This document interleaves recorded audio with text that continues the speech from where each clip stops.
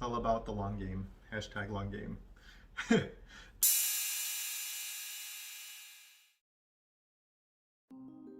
Good morning, everybody, and welcome to the 21st episode of Coffee with Chuck. Today is October 2nd, 2020.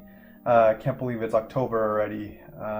Man, this year has been flying, but can't wait to get out of 2020 just because even though it's been quick, it's been crazy, wild, so much going on. Anywho, this episode I wanted to give a practical example of one of my clients actually purchasing real estate for his portfolio. So right now I have 5 investment properties for my clientele under contract. So let's get down right into it. We have 5 homes. One is for 117, another one is 104, and then we have another 3 that are about $100,000 a piece. So we have all these under contract right now. This gives a purchase price of $521,000 purchase price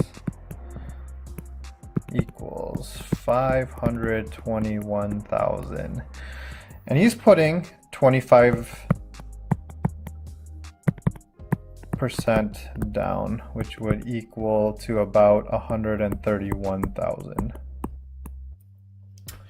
Where did my investor get the 131,000? Well, in this situation, it's one of his. He has other properties that he's doing a cash out refi on. And if you've seen some of my other videos, it's a huge benefit if you have other rental properties or real estate to pull money out from. But if this is your first one, you gotta save. I mean, money doesn't grow from trees, and I wish it did. I mean, technically it does because it's paper, but it's one of those things where if you really want it, you gotta save up, start with one, and then from there it snowballs from there, because you could borrow money from your asset there.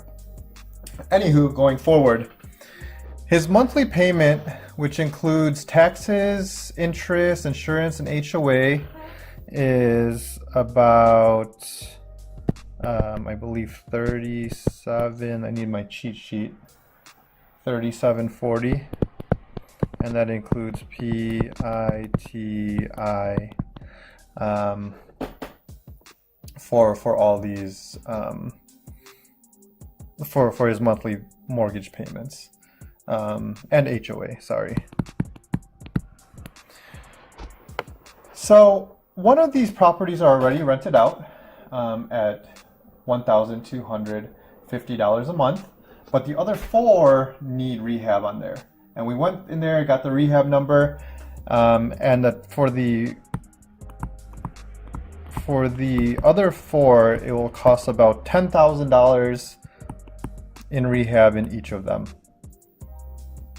So all in all, my investor cash out of pocket for the down payment and the rehab would be about $171,000 all in.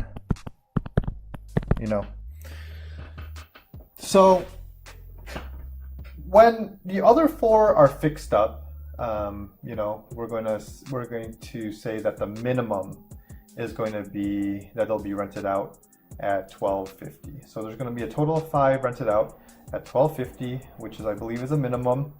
After the rehab, I do think that those rents are going to escalate, just because you're going to put nicer finishes. More people are going to want to, they're attracted to the place. So rents would escalate in that situation. But for this example, we're taking bare minimum conservative numbers, just so then we could see how it makes sense.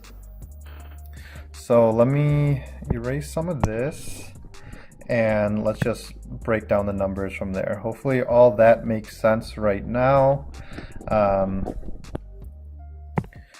But income. $1,250 times 5, monthly income would be about $6,250 monthly. all the expenses. So we have our PITI with HOA,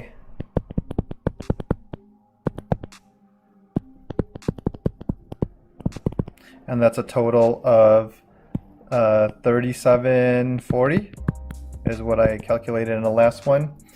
The next 3 points depends on what the investor is. I've seen a lot of different investors use different numbers for these. But in this specific situation, we need to account for vacancy,